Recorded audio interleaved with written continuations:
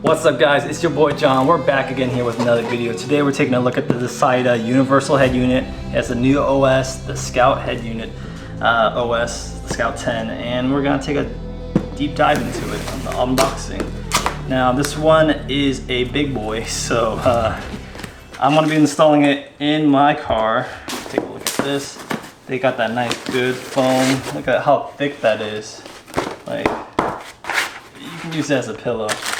Now, here is the display. It is not mounted into the head unit itself. We're gonna take a closer look on that in a bit because it's all wrapped up. Some more foam on foam on foam. So they really want to protect their products, which is amazing because this foam is worth a lot. Manual for how to, go through the UI and all that. We have a bunch of cables right here. These are going to be your RCA jacks, your antennas, your Wi-Fi signal, GPS, USBs, miscellaneous cables, and then this is going to be your main harness. Because it's a universal head unit, you're going to need to splice or have another harness coming from your Honda or something like that. It does come out through an ISO. Sometimes these are universal and you can just plug into your own one, but just keep in mind, universal head units, you need to wire each one. And then you have the brains of the operation.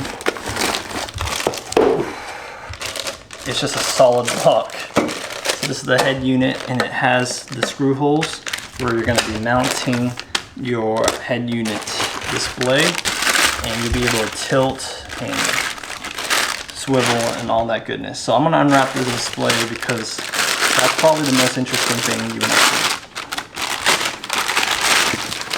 see. Boom. It actually has a lot of weight to it. So solid glass. The back is actually metal, which is nice. Very, and it's like, it seems like it's kind of like powder coated or some kind of, it's nice. It's a nice finish. And then you have the brackets, very thick, kind of, it feels like steel, but yeah, it's great. You'll be able to adjust the height and all that, and then again, you can swivel it. But yeah, this thing is a beast. So check that out.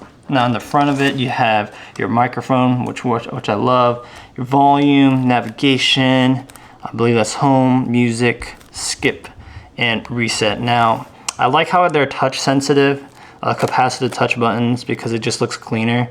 But I always love at least some kind of form of navigation or just buttons on the base of the head unit, because it's kind of finicky when you want to adjust your volume. You have to go through here. Some cars don't have steering wheel controls like mine because it's an older car. So just having these buttons right here are very helpful. Now if you have a newer car, you can program these buttons on your steering wheel, which I used to have. And you can get away with just having a cleaner look, but I prefer it to be like this. Sometimes your passengers want to change the volume too. So. Now looking at the head unit itself, again, packaging is amazing. It's like Christmas. Boom. Here is the head unit, and you can see where the inner two screws are going to be the M3s, which we have it labeled all right here for you. So it's all labeled. And then you have the M4s, which goes right there too. And this should swivel. Let me see if I can kind of mock it up. Yeah, you see how it swivels? You need to have it screwed in, and you can kind of see how it swivels like that. But yeah, beefy. I mean, it has a lot of weight. I actually prefer this kind of mounting system over the Pioneer ones. I just think it's more robust and it just screams quality. It feels so industrial with that.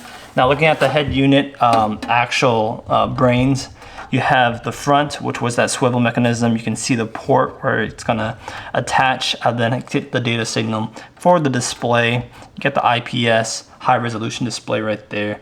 I believe it's gonna be 1080p or 720p. I'll put some kind of correction right there. Now on the top right here, you do see the circuit diagram, and it lists all the information, which is kind of important when it comes to wiring your wires. Now the wires don't really have labels. It has some of the wires that do, like park, back, stuff like that, but you want to match up amp, power, accessory, constant, front speaker, right speaker, and all that stuff for your case right there. So you can take a look at that. It also has the wiring diagram for each of these ports. So this RCA one is RCA, USB, DVR, aux, TV, USBs, and then you even can do TPMS. Now, if you were interested in putting TPMS through your head unit, which you're like, why would you need that?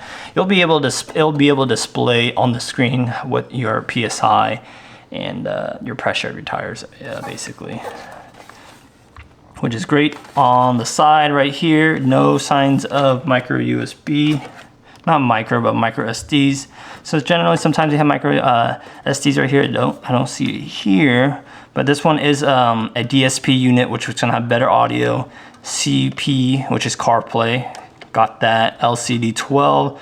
So I don't know what that means, but it is going to be an IPS panel at least. And CPU 6, so it's probably a 6-core CPU. Now looking at this side, is there micro SD? Nope. And looking at the bottom, there is no micro SD on this unit, guys. So that is something to consider.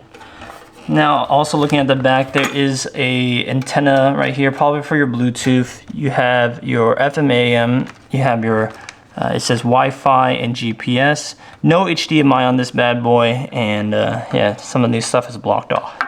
But the heatsink does feel very sturdy. So boom, there you guys have it, the DASAITA. Oof, the big boy head unit. So I'll be installing this in my personal car, and we'll get an installation video and an overview of going through the UI. Thank you guys for watching. I'll catch you guys in the next one. Peace.